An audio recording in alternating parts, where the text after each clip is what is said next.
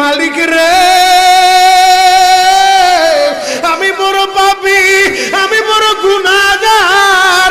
ও দয়ার আল্লাহ, আমি 10 বছর তোমার গোলামি করি নাই, আমি 20 বছর গোলামি করি নাই। আল্লাহ আজকে মনিরুল ইসলাম শরীয়তপুরী আমার ভাই শোনা গেছে তোমারে বন্ধু বানাইলে ওই জান্নাত পাওয়া যাবে। মালিক রে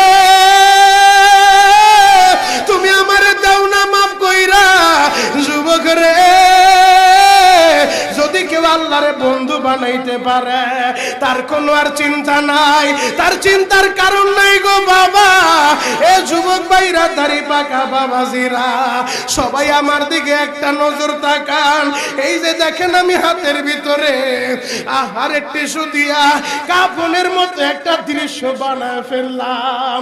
এমন একটা কাপড় আপনার শরীরে একদিন উঠে যাবে, আমার শরীরও একদিন উঠে যাবে। ও চেয়ারম্যান ভাইরা, ও মেম্বার ভাইরা, ও নেতা ভাইরা, ও আলেম ভাইরা, এখন কাঁদতে বলছি শুধু কাঁদবা।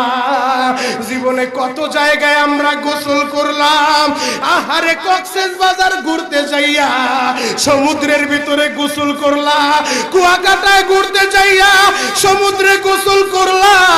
এই যে মাদ্রাসার পুকুরটা ভরাট করছে মসজিদের জন্য, বিশাল বড় ময়দান এখন হয়ে গেছে, এই পুকুরের ভিতরে কত মানুষ গোসল করছে।